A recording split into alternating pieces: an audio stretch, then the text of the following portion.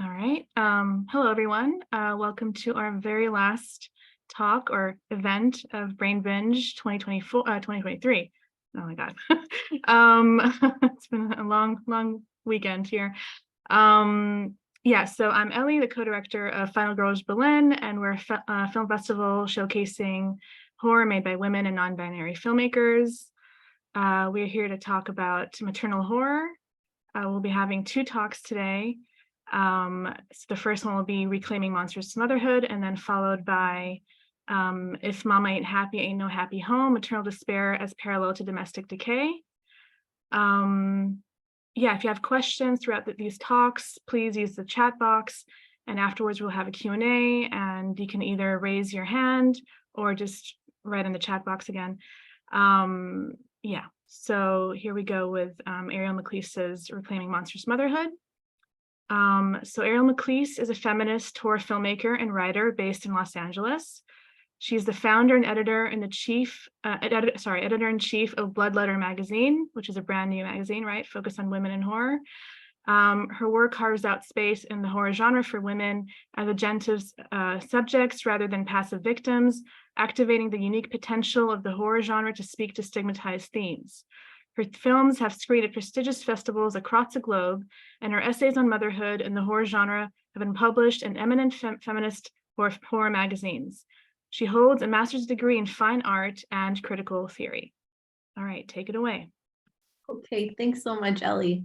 I'm so excited to be here with you all today. Thank you so much for coming to my talk. So I would love to talk with you about my favorite misogynist horror trope. There are plenty to choose from, but today we're going to be talking about the monstrous mother, which is one of the most persistent tropes, I would say, in the genre. And whether you're a horror fan or not, I think that we all are pretty familiar with the monstrous mother. So we can think about people like Norma Bates, right? That's the one that immediately comes to mind, or Nola Carveth from The Brood, or Pamela Voorhees, one of my personal favorites. And in this trope, typically what we see is that the conditions of motherhood lead to repression, which result in psychosexual fury and eventually murder. And like all other misbehaving women in horror, the monstrous mother is always punished and killed. So before I had a kid, I have a 2.5-year-old daughter. Before I had a kid, I just kind of accepted the monstrous mother in the same framework as other women in the genre, thinking that it was another example of trademark misogyny, and it produced the intended response, right? I was repulsed by the way that mothers were portrayed in the genre. However, after I became a mom, something really different happened. I started seeing monstrous mothers as aspirational, and I started to kind of identify with them in a way that I never would have expected. And this was really produced by the fact that there is a really exclusively positive portrayal of motherhood across all media. When you become a mom and when you're pregnant even, the only way that you're allowed to talk about being a mom is in positive terms. So, you might say, "Oh, my daughter projectile vomited into my mouth last night, but she's the best and I wouldn't have it any other way." So I really take issue with that. And I think that horror is really the only space where moms are allowed to experience rage and allowed to indicate things like grief and pain. So I'm going to talk us through some of these films and explore what it might mean to reframe the trope of the monstrous mother in liberatory feminist terms. So I'd like to introduce you to one of the worst pieces of paper you can ever get in your life if you are a mom.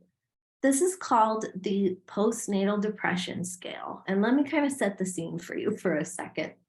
So, when you give birth, you go to the pediatrician 24 to 48 hours after having your child or after being released from the hospital. And you're given this piece of paper. And you will be given this piece of paper every single time you go to the doctor for, I would say, 6 months. And so when you go to the pediatrician appointment, it has never been more difficult to get out of the house in your life. You have inevitably a screaming child, a diaper bag that's like the size of a car. Your partner will probably be being shit on while you're in the doctor's office, and you get handed this form. And it's supposed to tell the doctor whether or not you have postpartum depression. So I'd like to kind of go through the questions really quickly. Okay, so I've been able to I've been able to laugh and see the funny side of things. When you've gotten like cumulatively 2 hours of sleep, um, 24 hours, laughing and seeing the funny side of things is pretty difficult. Let's see, I've looked forward with enjoyment to things. That's literally impossible. I've blamed myself unnecessarily when things have gone wrong. So my kid is crying all the time. I can't feed them. And everything is the worst it's ever felt.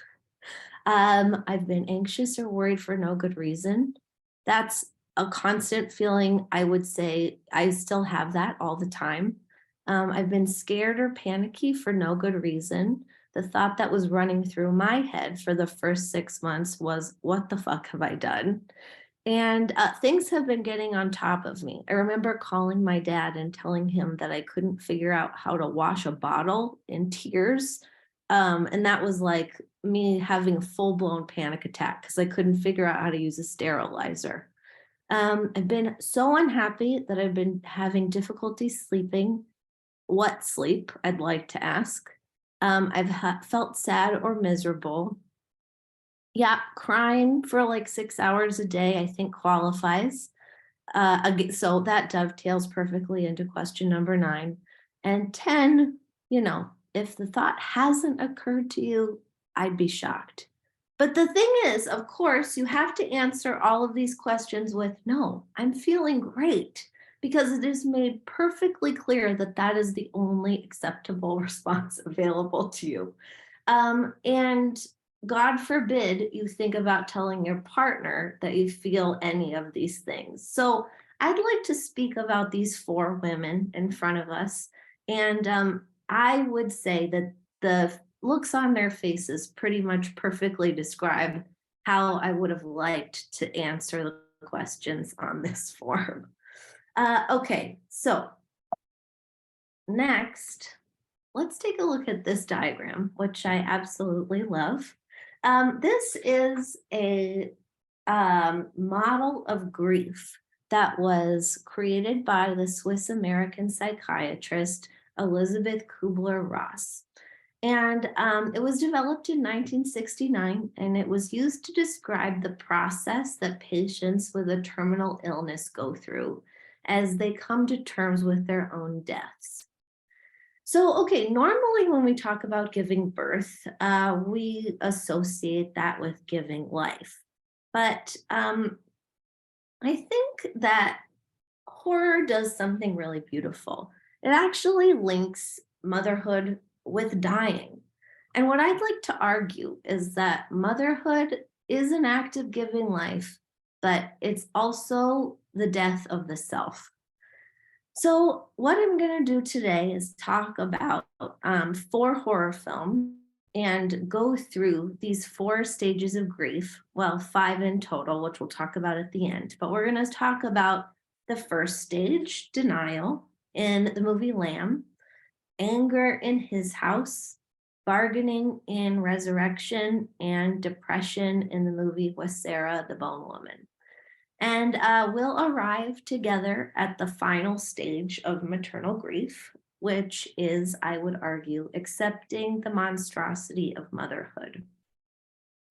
So let's begin with lamb, which I'm going to say is a perfect example of the denial that is inherent and required of motherhood. So, as defined by Kubler-Ross, denial is the stage in which the mother believes the diagnosis is somehow mistaken and clings to a false preferable reality. So in this photo, we see Maria, and she has recently lost a daughter. And her husband, Ingvar, live on a sheep farm. And they go through their bleak, monotonous day, just filled with the grief of losing their daughter. But one day, Ingvar goes into their sheep enclosure and finds a half human, half lamb baby. And the result of this is that Maria falls headfirst into the fantasy that motherhood can complete her and can cover over the loss that has defined her life since the death of her daughter. And, I had the same belief that when I had a child, it would sort of fill a hole in me and make me a perfect, idealized version of myself. So before I had a kid, this is exactly what I thought motherhood would look like. I thought I'd be making daisy chains in a field and taking cute baths with my daughter and, having breakfast at the table and giggling and laughing. And, Maria at first experiences this. Her and her husband fall back in love. She's filled with joy. She stares lovingly at her daughter while she sleeps. But of course, this cannot last. So the problem is when you have a kid, you're still you, and that doesn't change. And Maria is still a woman who lost her daughter. And so what that means is that she desperately tries to cover over her grief. And in doing so, she kills her new daughter's real mom, a sheep that baas continuously outside of her window every night, missing her little baby lamb. She shoots her and buries her in a shallow grave and tries desperately, as even when her brother-in-law comes to visit, to convince him and herself that her new daughter is just like any other child. She even goes so far as to name the lamb human hybrid baby Ada, which is the name of her dead daughter. But of course, things cannot stay the same. She can't remain in her fantasy of motherhood. And her lamb baby Ada, Ada's father, the ram man, comes to exact revenge on Maria for shooting his paramour, Ada's mom. And in retaliation, he steals Ada back and kills Maria's husband. So I think what's really important here to note is that Maria is once again left alone, realizing that motherhood cannot fix who she is inherently. And the denial inherent in this first stage of motherhood is desperate. We cling to this false sense of this preferable reality that when we have children, we'll be made whole. But we could discover that's not true, and all we can do is grieve. So what happens next? Next, we come to anger, and we'll be talking about anger through the movie His House. And Kubler-Ross defines anger as the next stage of grief, which begins when the mother recognizes that denial cannot continue. and she becomes frustrated, especially at proximate individuals. So here's the thing about having kids.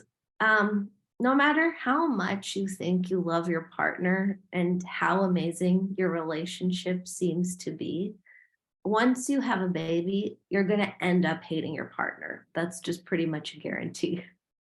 So in this film, in his house, Rial and Bol are a refugee couple who have recently escaped from South Sudan and come to London. And when they arrive in their new home, it's dilapidated, filled with cockroaches, and they arrive full of hope. They assure their caseworker and each other that now that they're here, they will be new. They'll be born again. They're going to be the good ones. And when my husband and I fantasized about having kids, and the whole time we were trying to get pregnant, we were totally certain that we were going to be great at it, that we were going to fix all of the issues that our parents had when they were parents, and that we were just going to rise above all those challenges and do it right. We were going to be one of the good ones. We were going to be perfect parents. We were so certain of that.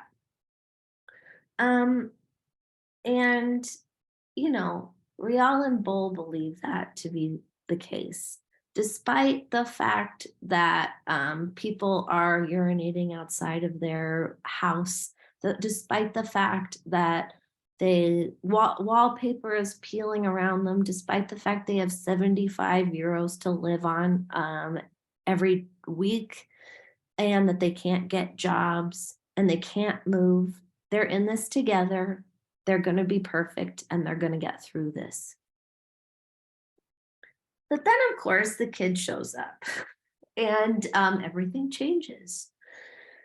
So Rial and Bol start seeing visions of their dead daughter.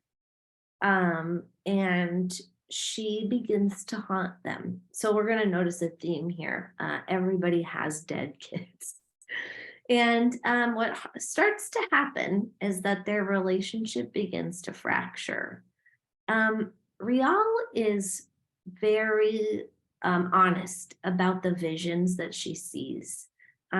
She's seeing her daughter dying, and her hauntings are becoming more and more severe.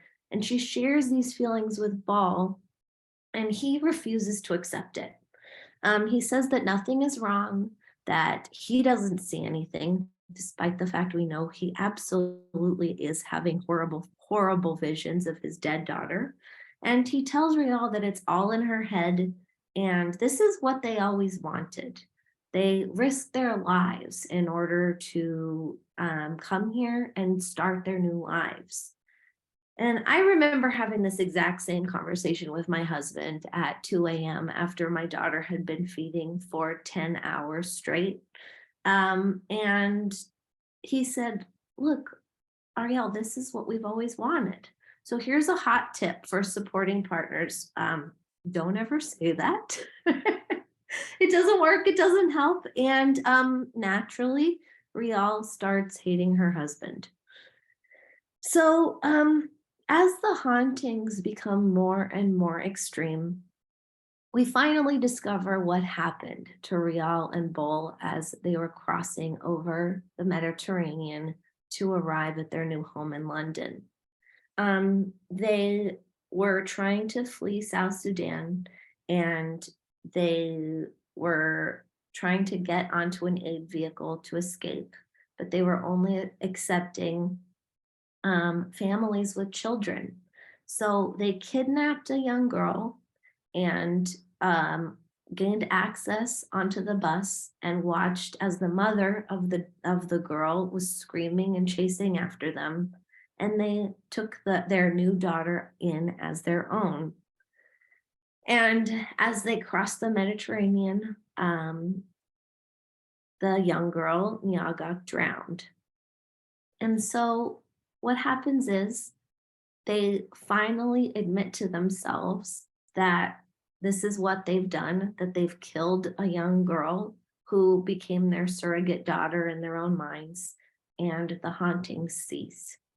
So when they finally acknowledge what horrible parents and horrible people they are, that's what sets them free. And I would argue that that happens in every relationship. Once you stop blaming your partner for being a horrible parent, and you acknowledge that you yourself are a horrible parent, that's where the healing can really begin. So after anger, we find ourselves at bargaining. So this is the third stage of grief, and Kubler-Ross explains that this happens when the mother hopes to avoid the cause of grief in exchange for a reformed lifestyle. So now that you've acknowledged that you're a terrible mother, what you do is you try to turn it all around. You say that you really know you can be a good mom. You just need another chance. Once you get your chance, once you change your ways, then you'll finally be happy. So I'd like to introduce you to Margaret, who is a good mom. She's got it all. She has a hot sex life with no strings attached. She's got a great high-powered career. She's got a teenage daughter who loves her and actually chooses to hang out with her. But then, oh, sorry, went ahead. Then David shows up. And David is a man from Margaret's past who she met when she was 16, and he was decades older than her. And he sort of took her in, and they fell in love. And it turns out that Maggie and David had a child together. But when Maggie got pregnant, David becomes really abusive, and he starts making Maggie do what are called kindnesses for him.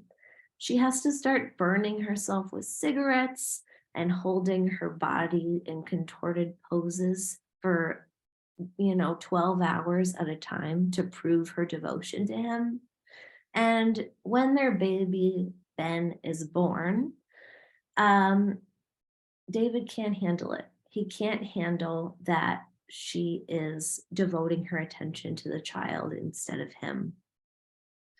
So naturally, what he does is he eats Ben.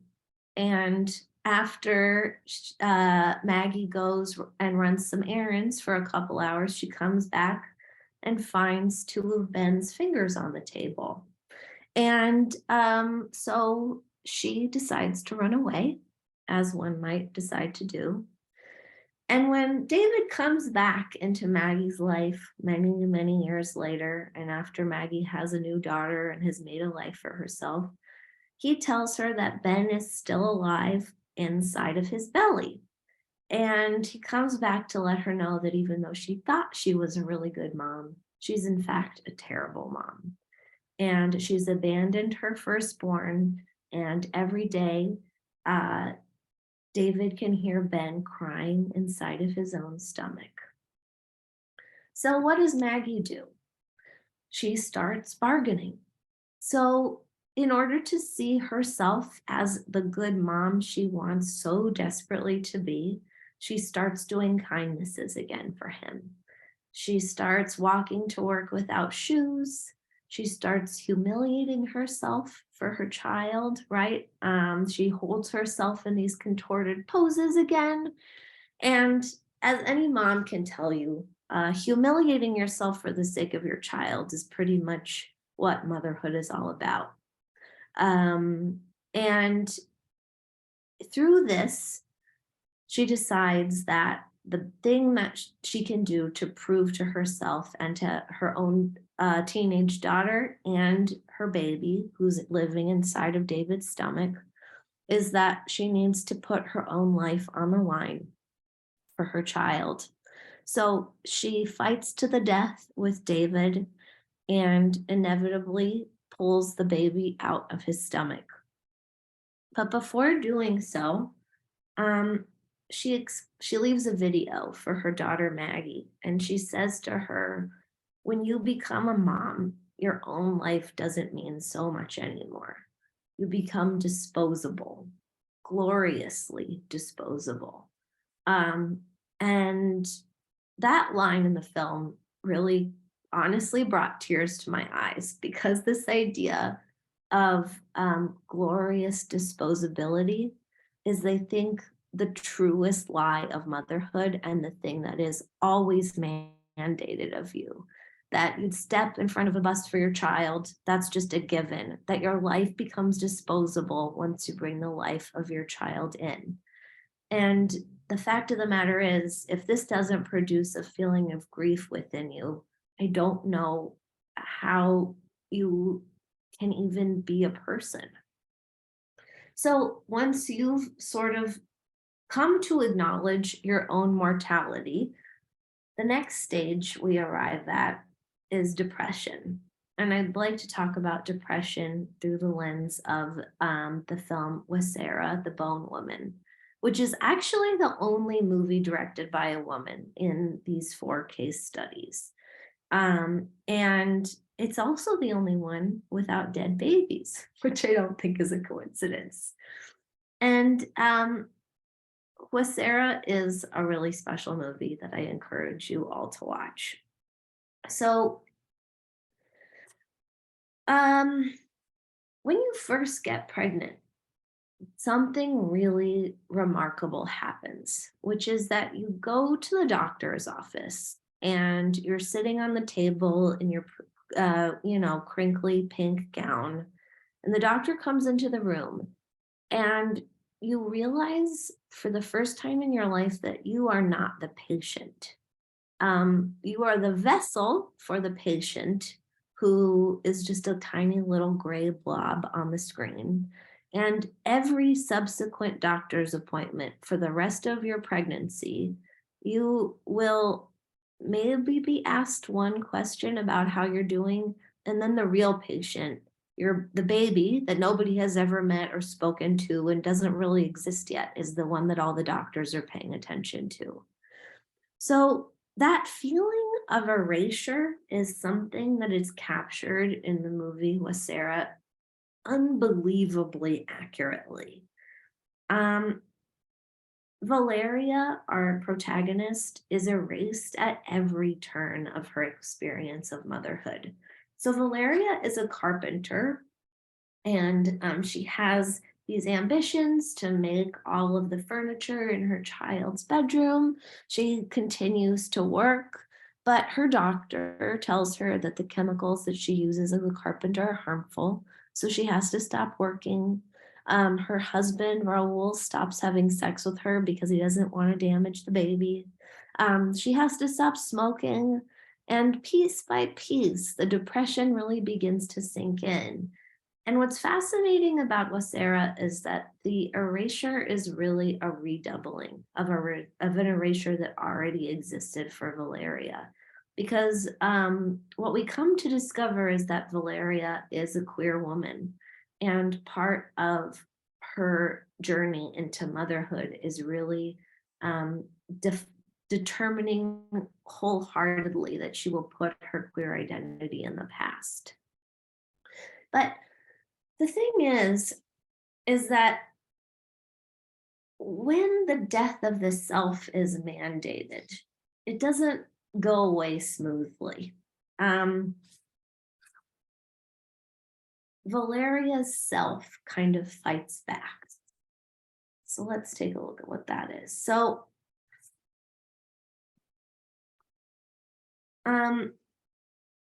Valeria starts seeing spiders everywhere. She starts being haunted by these bone people that have these creaking body parts and begin to haunt her. And her husband, Raul, insists that she's going crazy. And I think that this gaslighting is something that is just a guarantee when you're pregnant and when you become a mother. I myself experienced unbelievable anxiety when I was pregnant. You think about pregnancy and you think that it's going to be this delightful, joyful experience, and you're going to be like sitting on some lily pad, being, given peeled grapes and feeling happier than you've ever felt because you finally are getting the thing you've always wanted. But instead, I was convinced every single day that my daughter was dead. And Raul's doing the same, right? He's telling her it's all in your head. The doctor says, this is completely normal. This is what happens. You just need to calm down. And Valeria's mother-in-law says, yeah, this happens to everybody. We just don't talk about it. And I think that that's what pregnant women are told over and over and over again. So Valeria's possessions become completely out of control, and she is experiencing the horror of motherhood from the beginning. But she really can't ignore who she is, and she does not accept the death of the self that we're all just sort of forced to stomach. So she begins to have sex with her ex-girlfriend again because she's the only one that believes her. She starts smoking again. She puts her baby in the fridge. And, of course, she's punished for it. She's made to suffer. But I think what makes Valeria's story so incredible and so beautiful is the fact that she comes out on the other side. She recognizes her own needs and her own desires, and she chooses herself. And so at the end of the movie, Valeria ends up leaving the baby with Raul, and she leaves. And she accepts that she's a bad mom, the worst mom, right? She abandons her baby, and she's happy. So I hope we can all learn from Valeria. I'm not saying that we need to abandon our children, unless I am. But what I'm saying is that we need to accept our own monstrosity. And like Valeria, we have to let go of this ideal of the good mom and let it go up in flames. I think that we're all held prisoner to this belief that good motherhood means that you can't speak to the pain and the grief and the suffering that's inherent in the experience. And what these four women have in common is that they live their suffering. They experience their suffering, they hold on to it, and they show it to us. So for me, these images of bad motherhood do not feel misogynistic. They do not feel like a punishment. What they feel for me is they feel that I can explicitly speak to the pain of motherhood and the suffering that's part of it. And I think once those conversations can start to be had, that's when we can start accepting that it's like every other human experience. It's multifaceted and it's painful and it's brutal. And I think for me, that's what horror is all about. It's about showing what we can't admit to ourselves and what culture won't allow us to speak to. So my hope for the moms out there, or for the people who are speaking to new moms, is that we can actually talk about how horrible it can be. We can talk about the pain and the suffering and the unbelievable hardship that losing a piece of yourself, that the death of the self is something tragic and necessary as a mom and as a caregiver, but that we can, if we can acknowledge the horror of it, there can be some hope at the end of it. So with that, I will stop my presentation, and I wonder, Sarah, do we want to go into Rhonda's talk or We opening will. questions? Okay, Thank you so fantastic. much, Ariel. That was amazing and moving. If people have questions, you're welcome to already put them into the chat, just in case you're afraid you'll forget them for later. Then you can already put them there and we'll address them afterwards, after both talks. So yes, thank you again so much, Ariel, and we look forward to talking to you afterwards in a conversation with Rhonda. So up next, we have Rhonda Jackson Garcia. If you want to turn on your turn on your cam, we see you there. You're about to listen to If Mama Ain't Happy, Ain't No Happy Home, Maternal Despair as Parallel to Domestic Decay. Do you want to share your screen? Absolutely.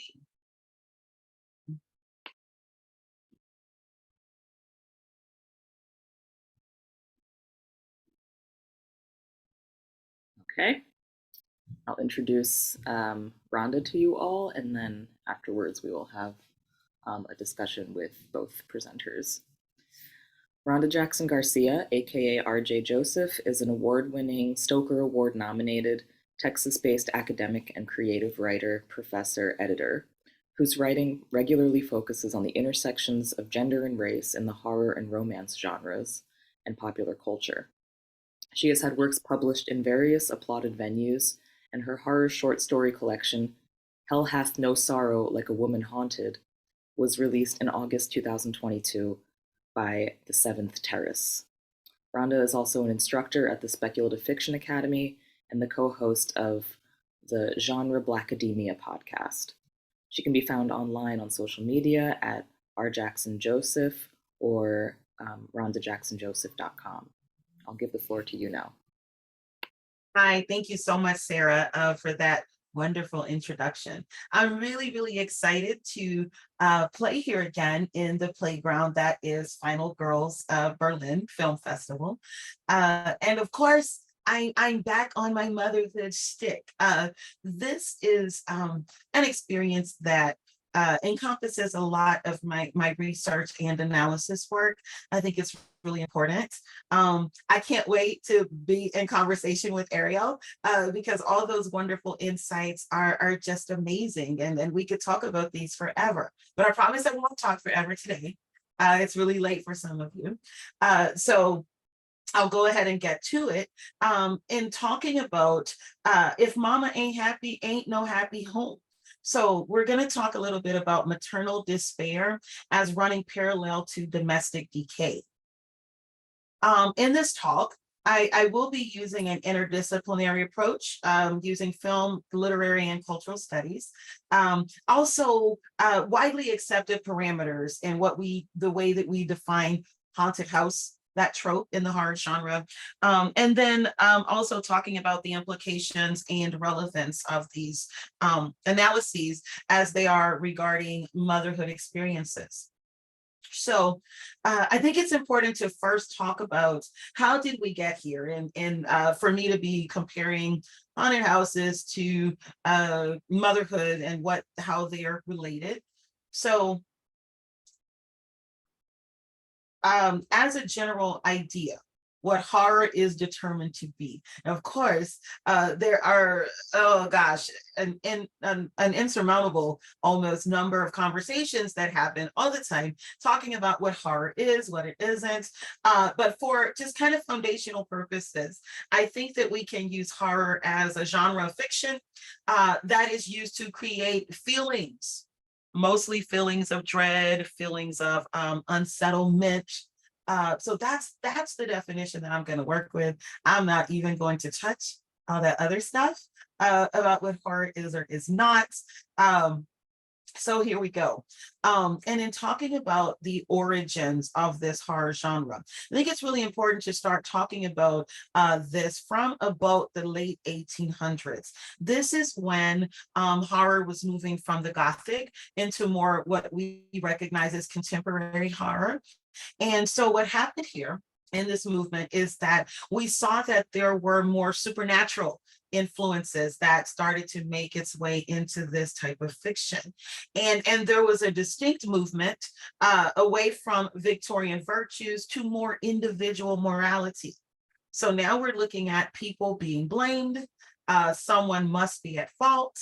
And it has to be a person. Some of you already see where I'm going with this, right? These tropes that started to develop is what we recognize as the standard horror tropes today, were very, very heavily influenced by societal fears, which has always been the case with horror. I do posit, but it's kind of important that we see the connection. So things are happening in society. There are fears that are being focused on, right? Usually by the dominant culture. And so we have these tropes that come from those fears. We recognize these as these aberrations of nature, science gone wrong, all of our favorite monsters, vampires, zombies, werewolves, and haunted houses. So the Gothic did include these atmospheric settings, which were usually huge manors. They were, dark, desolate, dank. But haunted houses in more contemporary horror started to take on a little bit different representation. So they did carry over from the Gothic, but the domestic sphere started to be representative in these domestic spaces as being places where we're supposed to be protected. Like, if you can't be safe at home, where can you be safe? And so the idea that there's something that can infiltrate a haunted house, penetrate, if you will, that spoke very heavily to those fears of the dominant society, white men, because they felt that this represented a loss of control. If they were not able to have their wives to actually protect that domestic sphere, she only has one job, right?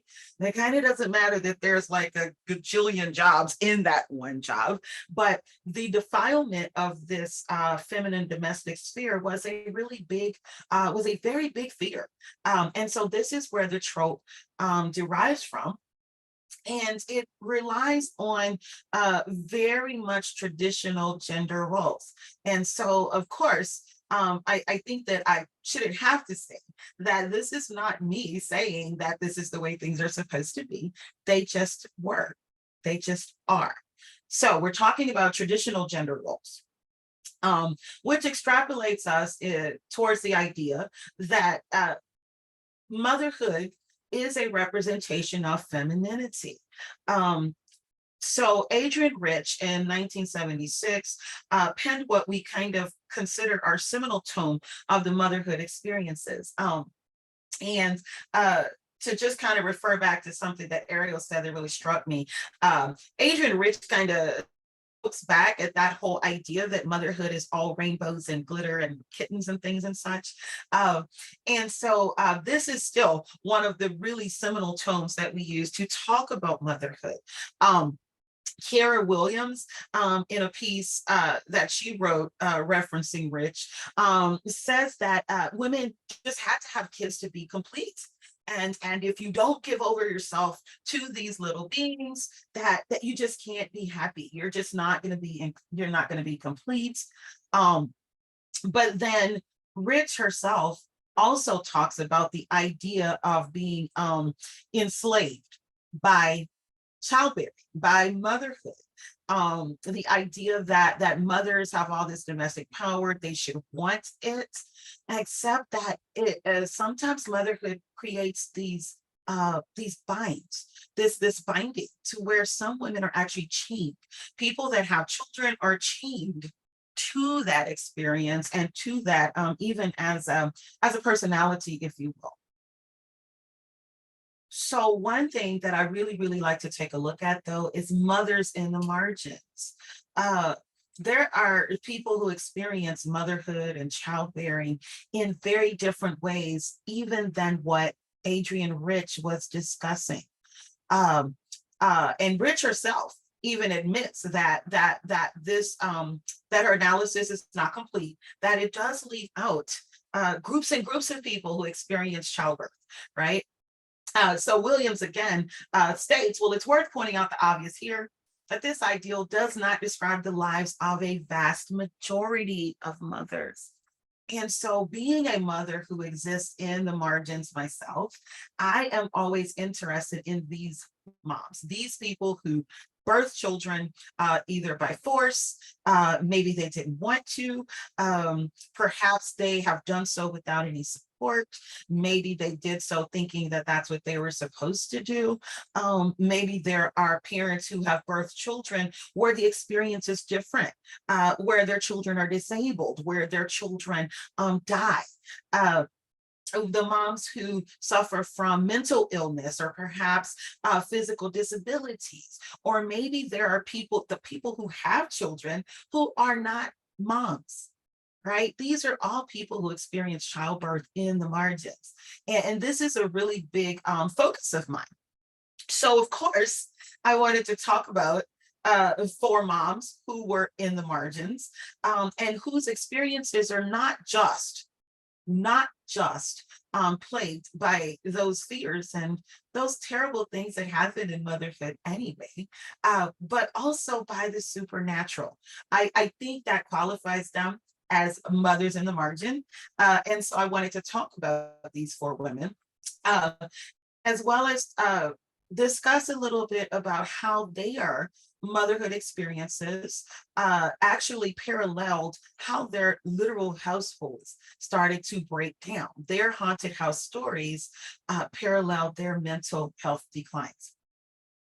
So the first piece that I wanted to talk about is one of my all-time favorite short stories, The Yellow Wallpaper by Charlotte Perkins Gilman, which was published in 1892.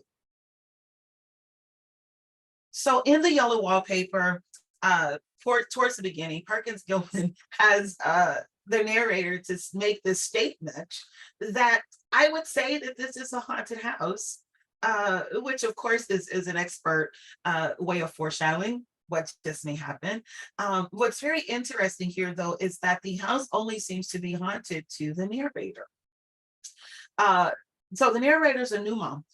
Seems to be suffering from postpartum depression and or psychosis, having a really hard time. But instead of her doctor husband actually trying to pay attention to her and nurse her back to health, he just kind of locks her away in this room.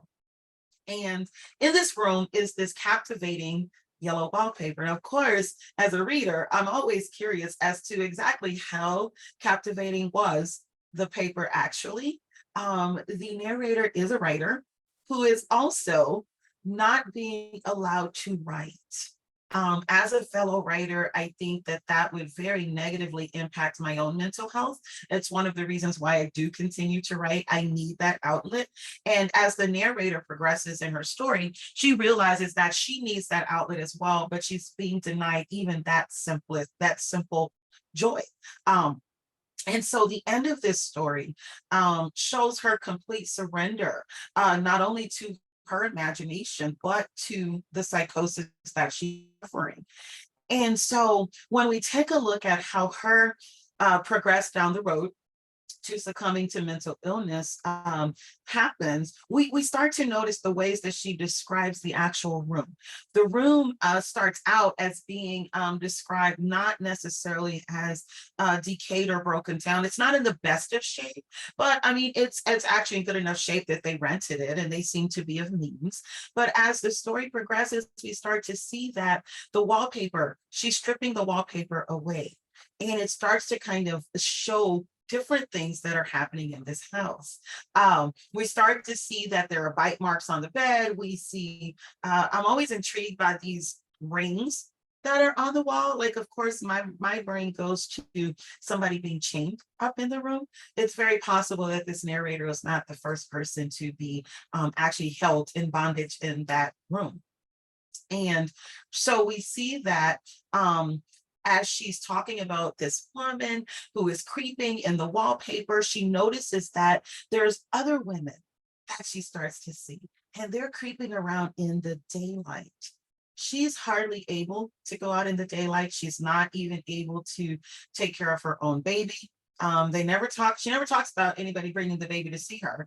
And she doesn't really care about that. She's terrified to take care of the baby anyway.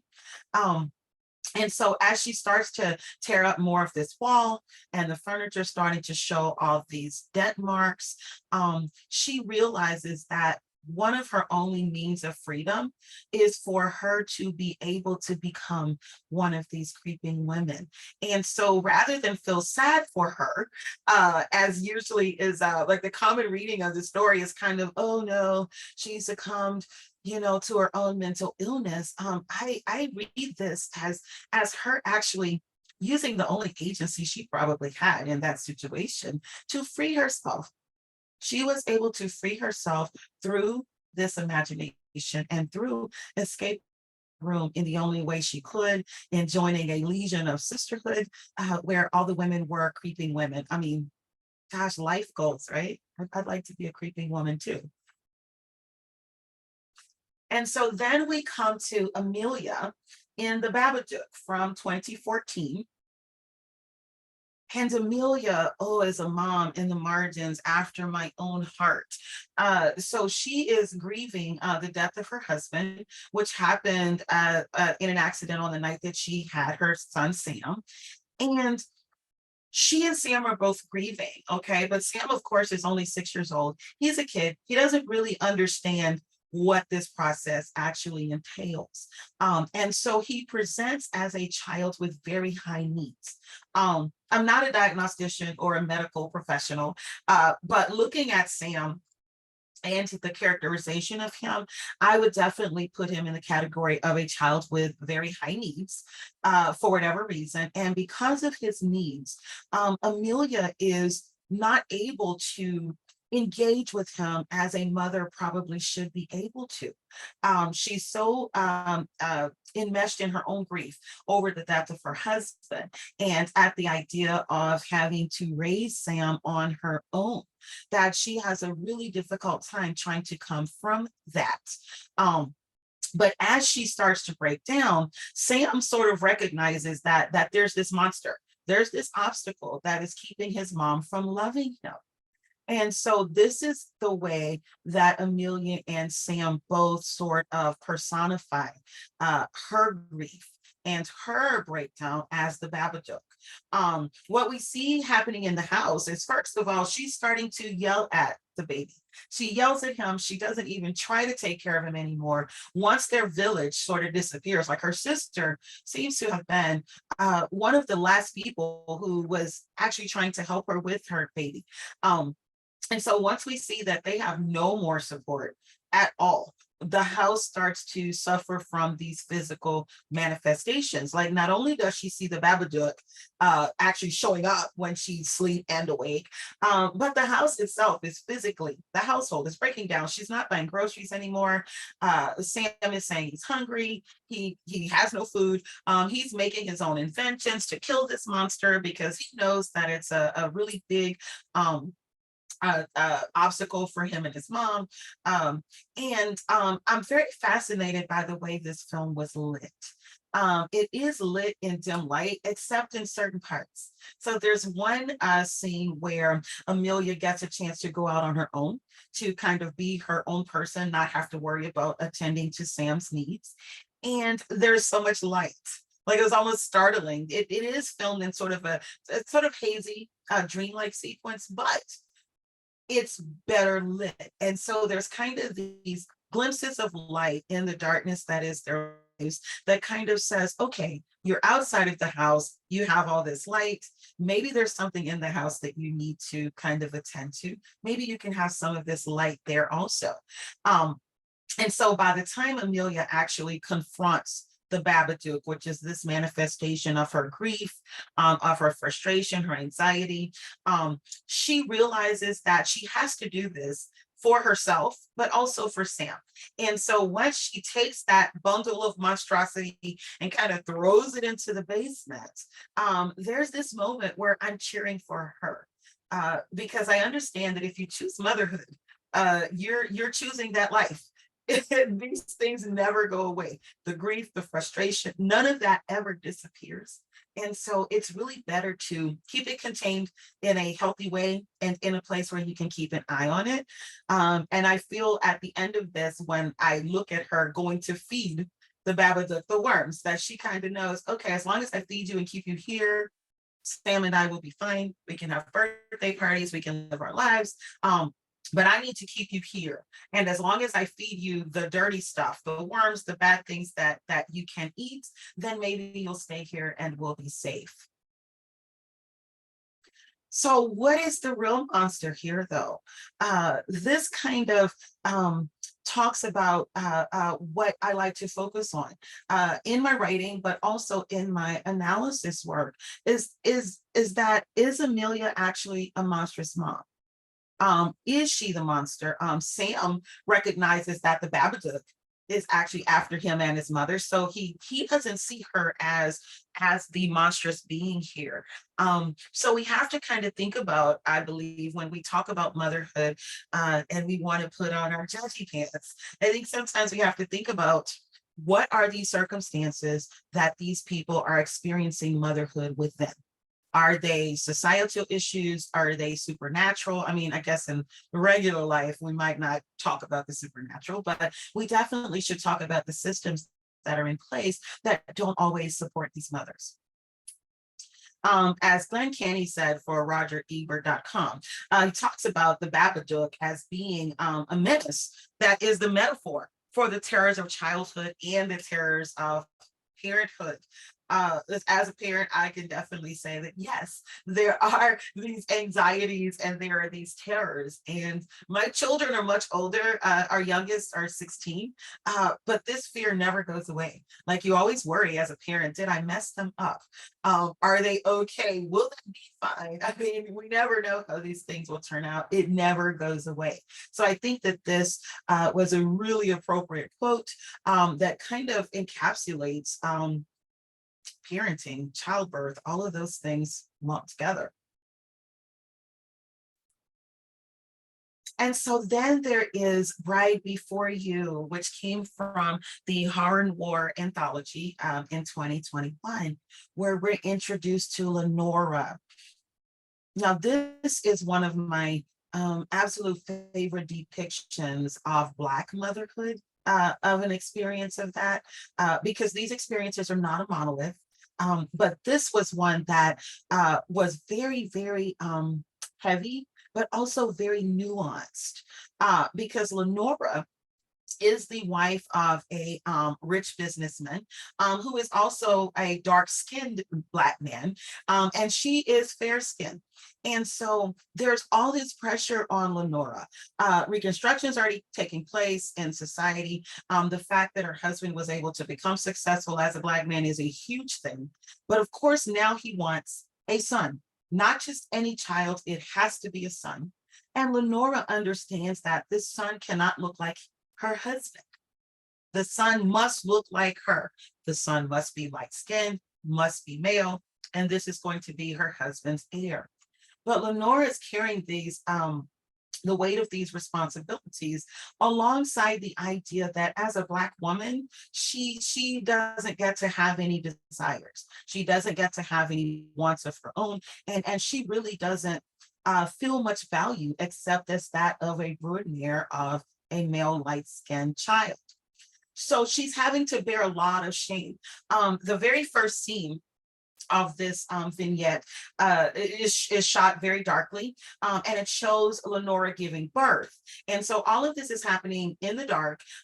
There's this hushed idea of the Sabine, her friend, and the head servant in her home, kind of rushing away with this baby, right? And she's also thinking about, once we get past the first childbirth scene and start into her story, she's worried about how her husband views her, but how he's concerned that everybody else will view her. She loves to spin, which I think was really, really cool because it parallels the webs that her daughter is actually spinning later. So Lenora is actually spinning as a way to stay connected to her roots. This is a skill that she has. It comforts her, but her husband doesn't even want her to indulge in that. He only wants her to be the picture of the perfect wife or the perfect business person with money. And so he wants her to give all of that up. She does stand her ground. She keeps her spinning wheel, and she continues to actually spin at the wheel, which was really good for Lenora. But then once her baby is taken away, and then she does start to raise her son, who is the second baby that she has in the same experience. So they're twins. The walls of the house start to groan. Like as soon as she starts to hold her son, the walls are physically, they start to shake as time goes on. There's always these groans and creaks. Of course, her husband says, oh, well, this is what old houses do. The house is so big, the ghosts could have their own room. And again, wonderful foreshadowing, because the ghost indeed did have her own room. And what was really striking about Lenora's situation was that Sabine never questioned anything that happened in the house. She was a true friend to Lenora. And so there was solidarity in their Black sisterhood. And so when Lenora starts to understand that there's something really, really wrong in the house, she knows it has something to do with her. She wants to remember when she does visit the root woman, who breaks her free of those memories so that she remembers what happened. This is where Lenora finds her freedom. When she unleashes her daughter, who has been deemed to be a monstrous Black female, which happens when we assign labels to people, right? She is actually loosening her daughter from those binds of monstrosity. So she is a dark-skinned little girl. She goes and frees her daughter, and she tells her, listen, I know that they're going to come, this house is going to burn down, and this is fine, but I'm going to be right here with you, and we're just going to have to, meet our demise together. Which again, this is Lenora using her agency to understand that there may not be any other true freedom for her or her daughter, but that they could choose to meet whatever fleeting freedom they get there together. And then there's Annie from Hereditary. So Annie is another mother in the margins with whom I feel a deep affinity. She's grieving over her mother's death, but she also feels sort of relieved. She's not close to her mom. She feels like her mother was mentally ill. She does not want that to latch onto her, but it actually does. So she does have her own descent into anxiety and depression. She has a really hard time trying to juggle the needs of both of her children because they are very different. Charlie has special needs and must be attended to in different ways than Peter does. And so Annie finds herself trying to juggle those two things while also maintaining her own identity as an artist. Her husband is pretty ambivalent, very hands-off.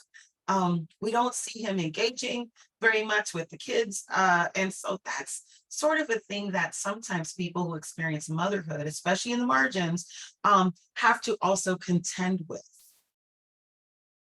So that physical space within their house starts to show that household tasks aren't being completed. Annie is not, even after Charlie's death, plunges them all into grief. Then she especially is spending more time outside of the house. She is staying away from Peter more, even though he is a teenager who still needs his mom. She is just literally incapable of focusing in on him because there's so much happening with herself. And so what we see is everyone is becoming way more withdrawn. They're spending more time in their own spaces. Annie's spending a lot of time outside of the house.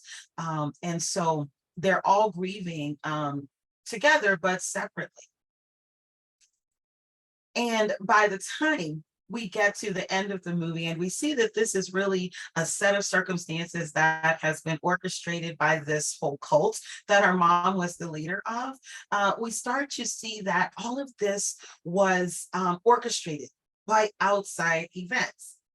In this case, as in the other cases also, these were supernatural orchestrations, but for Mothers in the Margin, outside of these stories, there are other things that are facilitating these events.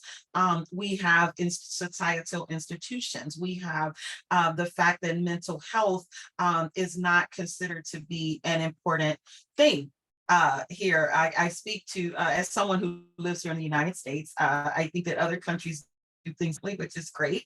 But yeah, mental health is not really greatly attended to. It's always sort of a throwaway kind of a thing where it's like, oh yeah, well, they're mentally ill. Okay, so now what?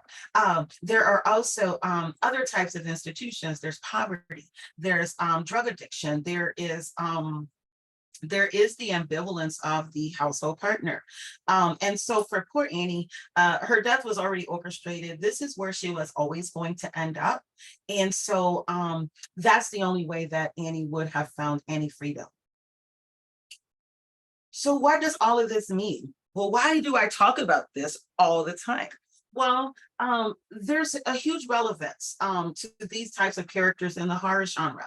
Like, first of all, I think it would be really great if a lot of horror stories that talk about mothers and motherhood and people who bear children could actually take that label of monstrous and apply it to the structures of society, as opposed to the moms or the people who bear children, because they're just trying to live within these structures. And there are often times that they would be better mothers, better caregivers to the children if they just had more support. We could also think about the ways that that the horror genre could encapsulate and actually accept these motherhood fears and understand that they do totally fit squarely into this genre that is about monstrosity, dread, anxiety, unsettlement. This is the perfect genre to explore those feelings, as Ariel mentioned earlier. We should be able to do that and talk about the horrors of people who give birth, and without saying that this is defiling domesticity and or femininity. Like, they don't always have to be linked together. Everyone who bears children is not feminine. That's just how it goes, right? And everybody who bears children is not in charge of the domestic. And then that way, if we could just accept that that is horrible sometimes, then we could really create truly monstrous mothers. There are some moms who are just terrible, and it's great because that's nuance. That's real life. It would be really great if we could just say, okay, these people are monsters. We don't have to tie their monstrosity to failed motherhood, to failed femininity. These things can exist separately. But equally as important is there's a lot of relevance to these mothers in the margins and their experiences to real life.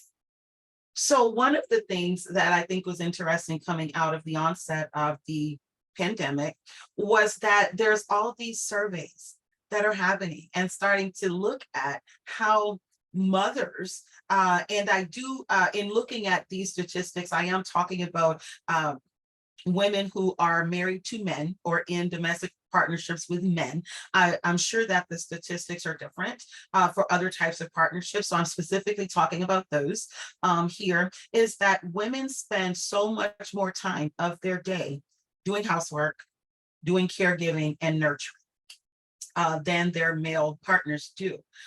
Also, most of the invisible labor in these households is taking place, is on women's plates, and they're the ones that are having to juggle these things in greater numbers.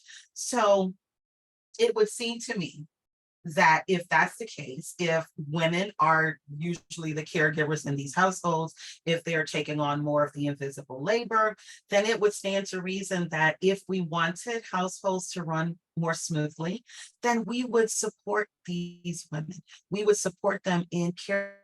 We would make sure that childcare was more affordable. We would make sure that they would not have to quit their jobs in order to take on even more of the household duties. Maybe we could talk to their male partners as we're raising them into understanding that partnerships require partnership, true teamwork, so that these are not expectations that we place on them. So I thank you all for joining to talk about motherhood, haunted houses. I've always blathering on about these things. So if you want to talk more about them, I'm usually hanging out on Twitter, although these days not as much, but I do have an email address where you can reach me. So thank you all so much for tuning in.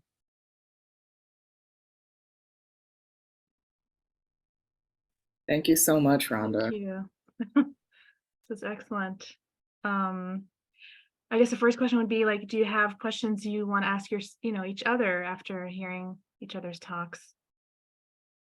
Something burning. Oh, Ariel. I have never seen the movie for Sarah. And so I definitely want to seek it out. I mean, it's totally like right up my alley. Because I think that that's something that is just not talked about a lot in these experiences. Like, what if it's not a good experience? What if you just don't like it? It's not for everybody. And so we should have sort of an exit ramp, I think. And I think that those exit ramps should be totally more accessible, because it's going to be better for the person who had the baby and the baby both. So, I mean, we should make more exit ramps. So thank you so much for putting that on my radar. This excellent presentation. It's incredible, and I can't recommend it enough, because what I have found is that most pregnancy or motherhood horror is directed by men. And so what Sarah is really striking in how subtle and empathetic it is to Valeria. And I think what I found so beautiful is exactly what you said, like not liking it or not liking it all the time, I think is completely normal. And it's really not allowed. It's not something you can ever acknowledge. And I think one thing that really falls into that category, which is explored in the movie, is the trauma of birth can last for such a long time and can really result in people having PTSD. And I think that is, when you have a baby, all people want to do is hear about how cute they are and how they're smiling at you. And, it's catastrophic in a lot of cases. So I think what that movie does is really place it within a relatable context, which feels so crucial. Yeah, it really is. I mean, even thinking about, I really appreciated your commentary on your own motherhood experiences too. I saw that sheet and it immediately took me back to like, I mean, I was like, oh no, that's the dreaded sheet. I remember with my, so I had a son already. So when I had my second baby, my daughter, she was born with some brain damage, which resulted in disabilities. And so we got sent home after she was in NICU for like 5 weeks. We got sent home with this nurse who would come in to visit us because I had to learn how to take care of her feeding tube. I had to learn how to make sure that she wasn't aspirating. And I remember the nurse asking me on one of her visits, she says, "How do you feel? Do you get frustrated sometimes?" And of course, all these alerts went up in my head. And of course, I say to her, like, I'm this Black woman, right? And she's this white nurse. And I say to her, oh no, I'm fine. I was not fine. I was having to learn this whole new skill set, right? And I think that even as the parent of a disabled child, it's really frowned upon for you to say, this is hard. I didn't go to medical school. I didn't go to PT school. I don't have degrees in any of this stuff. And yet I'm thrown headfirst into learning how to take care of my kid. And I did suffer from postpartum depression that was not diagnosed with my first kid or my second kid. It took one of her specialists to look at me, to see the weight that I was losing, to see how clean the baby was and how disheveled I was, to where she said, I'm going to ask you to go talk to somebody. I think that you kind of need to do that. And I mean, my kid was already a couple of years old at that point, I still already had this other kid. I probably was already pregnant with the next one. And it just really spoke to me, like the ways that we are silenced, and where people take what we're saying and the experience, and instead of saying, well, you're not disabled, you haven't ever had a disabled kid, you probably do need some extra support, as opposed to saying you're just grieving that your child is not perfect, because that's never what I said. My child is perfect. She's still perfect. But that support, that sheet, the questions, you already know that there is no answer except I'm fine. We're good. Always. And I think people don't understand that it comes from everywhere. It comes from your family. It comes from your friends. It comes from your partner. It comes from the doctors. It comes from your doctors. Yes. So I think that I remember I couldn't breastfeed, and I spoke to a lactation consultant like a week after my daughter was born, and she began the conversation with, "Tell me your birth story," and I started sobbing, and it was Yeah. just the the um the way that these feelings are required to be repressed Mhm. really, and it does not stop. It really does not stop. Um, I feel like, as a new mom, I really never have frank, honest conversations with other moms because they feel scary. They feel dangerous. Yeah. Oh, for sure. I think that it's only been as I'm getting older, and my daughter, she'll be 21 in a couple of months. It has only been like this number of years where I'm like, okay, so first of all, if I don't talk to other parents, especially parents with disabled children, they may never hear these things. And so it's only been here in my middle age where I feel that bravery, where I'm like, well, you're not going to come take her from me because we're going to fight. It'll be smoke in the city. We burn everything down. She's going to stay with me. I love her. She's perfect. And we are going to just do this. But it's only been this number of years before I have felt brave. And it's mostly because I see newer parents who are struggling. I actually took my daughter back to the hospital where she was born when she was about 6 months old. She has impaired swallowing. And so for her, anything like a flu or RSV, she had RSV, that requires hospitalization. And while we were there, the doctor came and asked me if I would mind talking to a couple of other parents who had children who presented exactly as she had. And I came to find out that the parents were only 14 and 15. It was the grandmother that the doctor was asking me to talk to, who was probably around my age. And I told her that's fine. But I remember thinking, these things are not talked about enough, that they would come to me while my kid is in the hospital to ask me to talk to these other parents. They don't even know how to talk to the other parents. And I'm like, but I've only been doing this for like 5 or 6 months. Are you sure you want me to tell them? Like, so we have to have these conversations. Like, motherhood is just not glitter and rainbows all the time. I mean, it can be fulfilling, but it can also be terrifying. It can also be maddening. Like, I'm always threatening to sell mine to the rodeo, right? It's like when the rodeo comes to town, I'm just selling all y'all, So, I mean, we have to make space for these conversations because otherwise they are repressed, and that's not good for anybody. Yeah, I think,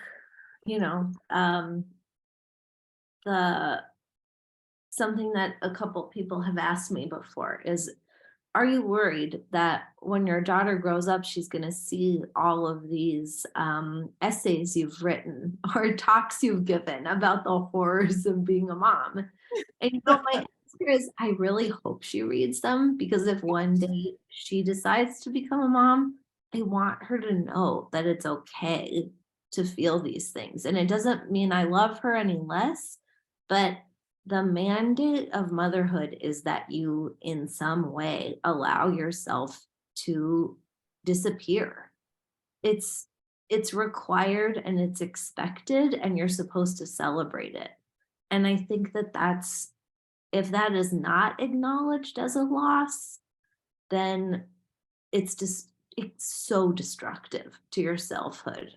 I mean, the other day I was preparing for this talk, and when I came out and told my daughter to have a good day at school, she said, "Mommy, all you're ever doing is working." And it broke my heart. But then she followed it up with saying, my butt has to poop. So that kind of softened the blow a little bit. But I love it. these things are losses. Every aspect is a loss. And it's enormous. And I wish that it could be a shared experience.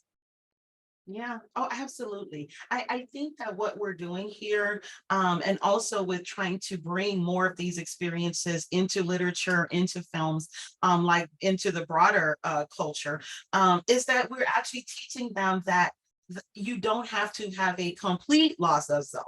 Like you can still maintain this writer part of you. Like I have signs that I put on my office door so that, I mean, because my kids are big, they're young.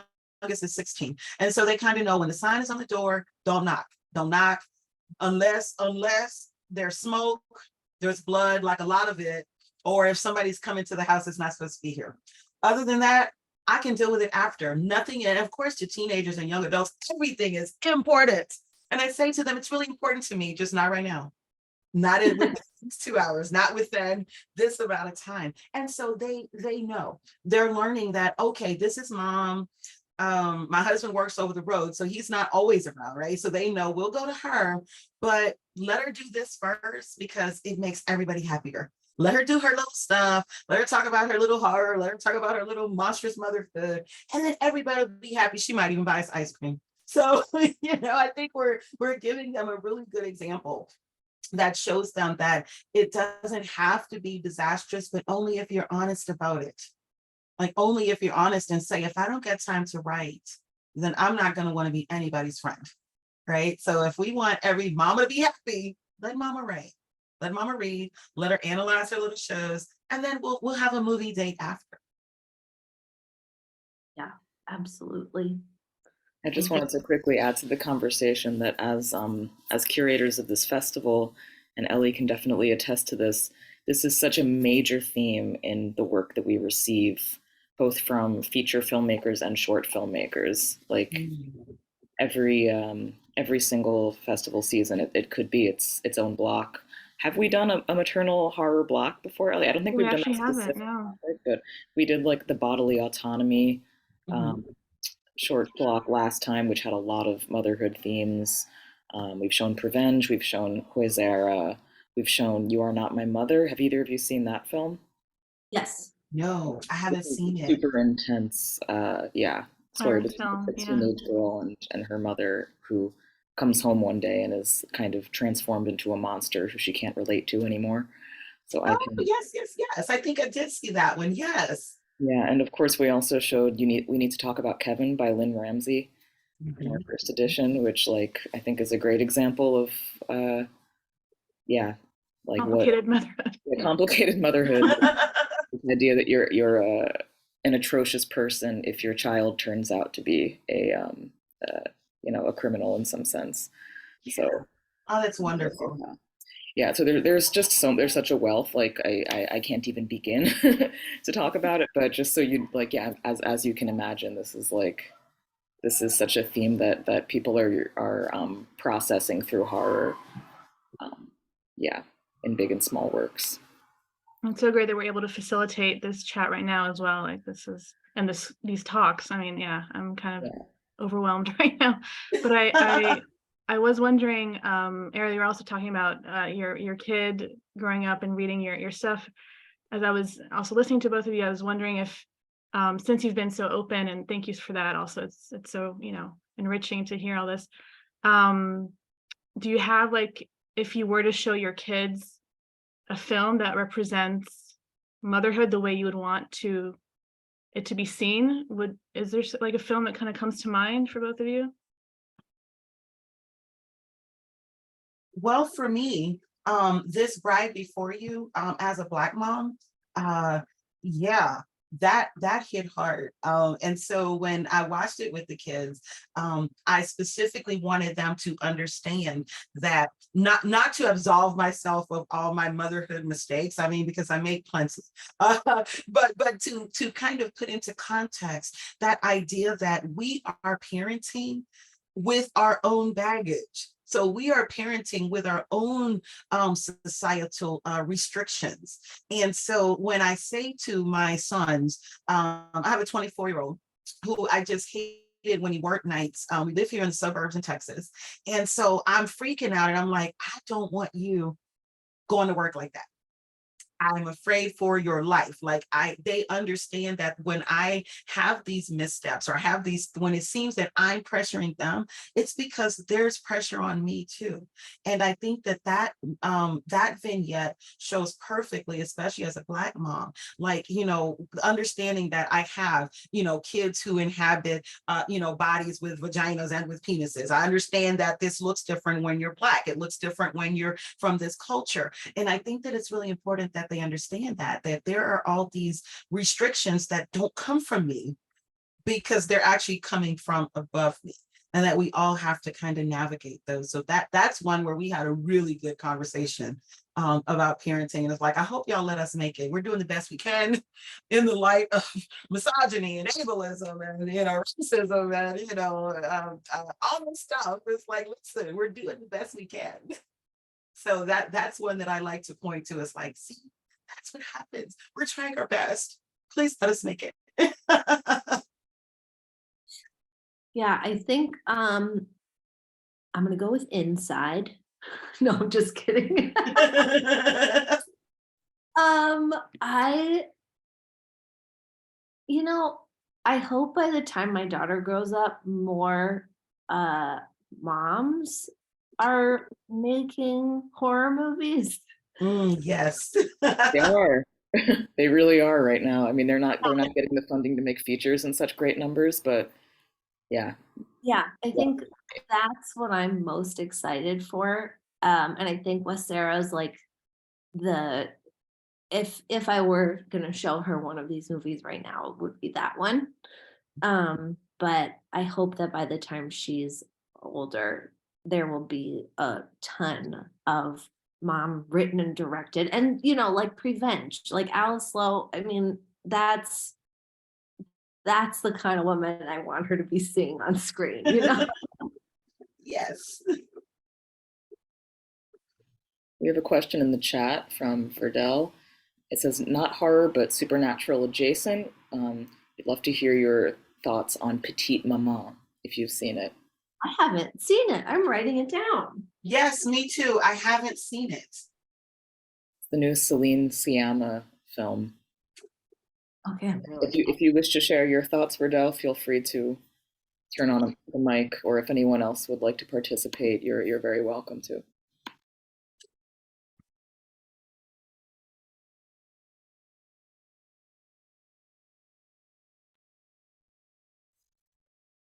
I also just wanted to share a little statement that I think, Rhonda, also you approached it a bit in your talk too, but that like motherhood or parenting is something that can have different incarnations that are not in the cis or hetero context.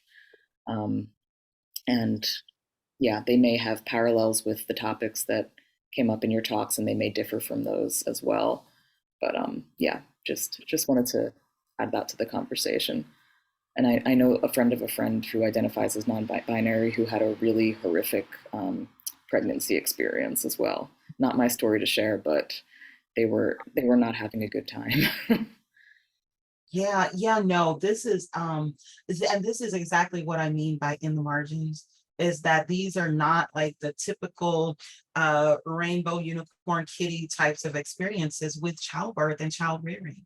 And so it's great. Like there's so many. I believe that if I could take on a dream project, that it would be to interview so many people that have gone through childbirth, who have gone through rearing children, who are in the margins, who are not in this broad spectrum of, everything is great, we're wonderful. I think that would be a wonderful conversation to have. Yeah, and I think right now, especially living in the US, like the horror of forced motherhood is something I think that those stories are going to be informing so much of.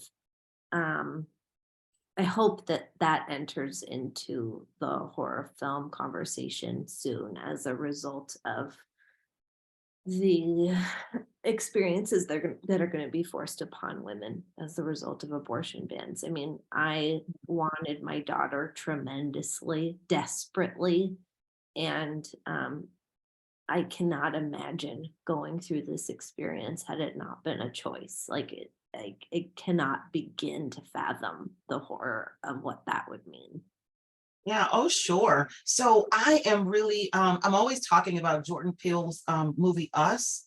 I don't think that it gets the accolades that it should, but like that movie was very forward thinking in having read Adelaide as having been forced to endure motherhood as a clone just because her counterpart you know, actually chose motherhood, right? And so she's forced into this and she hates her children. She hates her doppelganger mate. She's like, I didn't pick him.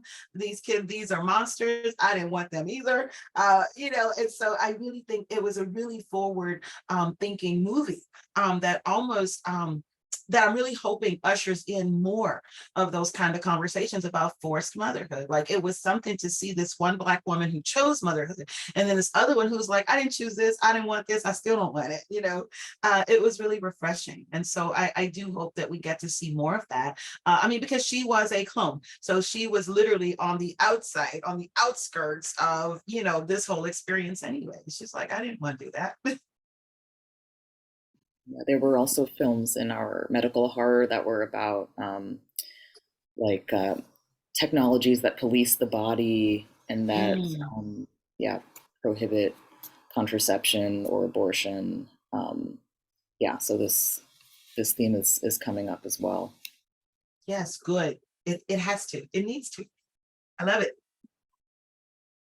Verdell just goes on to explain that it made me cry, positive.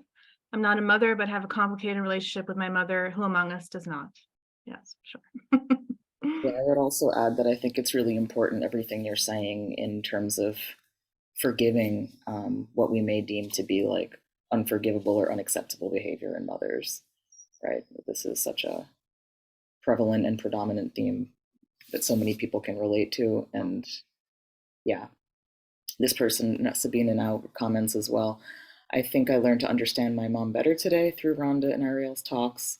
And yes, also have a very complicated relationship with her. So yeah, extremely relatable content I think you're presenting here, and important for opening this conversation. Yes, thank you. That's great.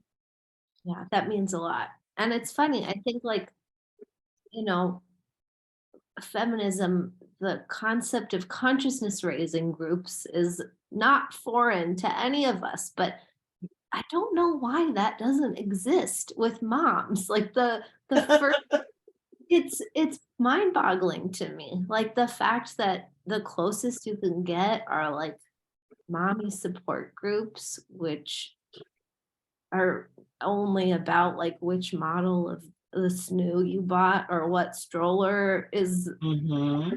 travel. That's like the most you ever get out of those experiences. Yes. Yes. Oh my gosh. I joined a parent feeding group because my daughter is fed with a G tube. So she's never eaten orally.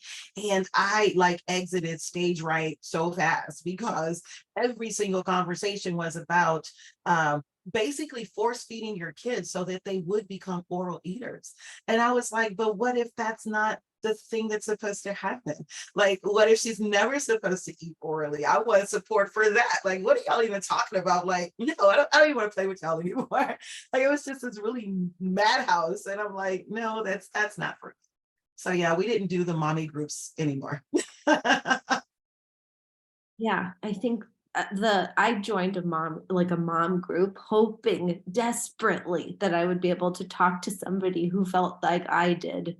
And the moderator said, "What is the rose and what is the thorn of your experience having given birth during COVID?" And I laughed. Oh, oh, okay.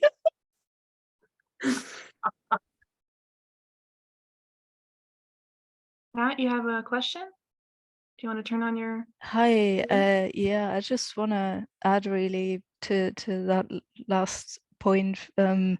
I'm child free and very much by choice, and also just like hell don't want to be pregnant ever. But I think that makes me like a support group to my sort of friends who have had problematic pregnancies and troubles with motherhood of various kinds. And I think that's almost because like I think about that a lot. That's like I'm a safe space because I do get judged very harshly. I think that's kind of the flip side of that coin as well, that if you're child free, you're sort of held by that same standard as like motherhood is kind of the fulfillment as what you're supposed to do as a woman. Otherwise, I've heard all sorts, like you're not a proper woman and you never be able to love properly, whatever that kind of stuff that sort of you suffer from if you're not doing motherhood the way it's prescribed in our society. But I think that's where like I feel a bit kind of unseen in films like that as well, because you don't really get characters. It's so central around like motherhood that there's like quite like to have some alternative, I don't know, roles, I guess, or even relationships with children. That's why I like Mama, because she's not like a biological mother. I think that got some hate earlier because she's sort of pushed into that being a mother and maternal, even though she doesn't want it. But I think that's a bit more flexible, I think, that character, because it's very much sort of a growing relationship with something that's not blood related. And I do have a problem with like sacrifice, that you were kind of like what you said earlier, Ariel, about sort of being disposable. It's like being expected to make every conceivable sacrifice and not having your own needs respected. Yeah, sorry, that's just my 2 cents. I'm rambling a bit because I've got a headache. No, that's awesome. That is wonderful. And that is the thing, that my sister does not have any biological children, but she has wholeheartedly co-parented mine with me. And so there are so many different ways to nurture little beings. Like we don't have to pop them out of our bodies just to be able to care for them. And I think that that is a really important part of this conversation, is that there are ways to mother without actually giving birth. So that's really important. I'm really glad that you're able to kind of be the voice of reason with your friends and kind of let them do this sounding board, because you are very valuable. We need everybody. The village needs everybody. Oh, thank you. Yeah, I mean, I'm happy to do that, but I think I'm more, maybe, I don't know why that is, but I just tend to see them as a person. I always, it doesn't really, I guess I'm not so like aligned with children, that I always ask my friends how they are and not like what the child gets up to, because I don't care. I think it's boring. If it like walked a meter over to the cupboard or whatever, like great, okay, that's wonderful. You know, I Right. want to know about you, and yeah. Yeah, and what's funny is like even when you're a mom, that judgment about wanting children continues. Like I always thought I wanted 2 kids, and now I definitely do not want more. And Mhm. the judgment that I face when I talk to other parents who are shocked that I only want one is really interesting. It's not something I would have expected. Oh, Um, sure. Or even on the flip side, after I had my daughter, I went on to have 2 more biological kids. And I always got, why would you do that? Like she was already like defective. Why would you go on and have 2 more? I mean, of course, I had to give them a piece of my mind, but I'm like, you, first of all, it's not your business. But second of all, why would I not? Like, what do her disabilities have to do with my reproductive choices anyway, even if it had been a congenital condition? These are my babies. I had them because I wanted to, and it's not your business. So if you don't have more kids, there's a problem. If you have more kids, that's a problem. If you have no kids, that's a problem. I'm seeing a trend here. Yeah.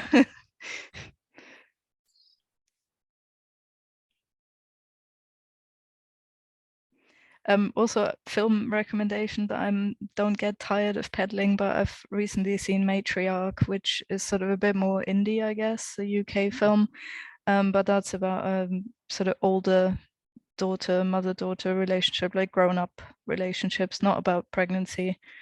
And if you've seen it, I'd love to hear your thoughts on that as well, because obviously that's a bit more removed from the sort of young child bearing experience, but still pretty cool film, very sort of folksy and but a very narcissistic mother as well, and the fallout. Adding it to the list. Yeah, I'm adding it. I feel like it's on my list already. Is that the one that stars Michelle Yeoh? No, Or is this a different one? it's Kate Dickie from Game of Thrones, like Scottish actress. Okay. So, Yeah, yeah. I need to see this. Thank you. Oh, Do we my have pleasure. any more questions or comments? Thank you so much, Ariel and Rhonda. This was such Thank you. a moving and important conversation you had, and also super fascinating film analyses combined with personal history. So that's what we love to see here. And I think it's the perfect close to the brain binge. Definitely. Yeah, hugely enjoyable. Thank you so much. Thank you all for coming.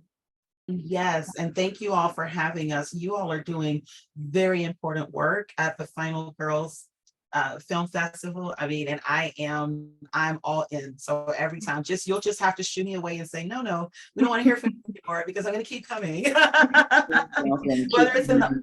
Whether it's in the audience or otherwise, I'll still be here. Thank you. Thank you. And if folks want to come back in person, we're here in Berlin on from February 8th to 11th of next year, and we'll be having some in-person best of short screenings in the next few months in different cities, which you can find out about on our social media. Yeah. And hopefully next year we'll be back with another brain binge. And yeah, if you want to support us, if you've also been here this whole time or not, you can also PayPal us a little bit if you like. A little donation would be appreciated, but yeah, whatever you like. We like to keep this accessible and free as well. So, and also if any of you are filmmakers, our submissions are open. So just go to Film Freeway, and who knows, maybe next year we'll see you there. Yeah. Follow us on social media. Thank you guys. This was amazing. Yes, it's so great to hear your thoughts, Ariel. I really appreciate that. You have a new fan. No, ditto. Well, first of many conversations. Yes. Wonderful. Thanks for closing the night with us. Bye, everyone. Bye. Have a good night. Bye. Thank you.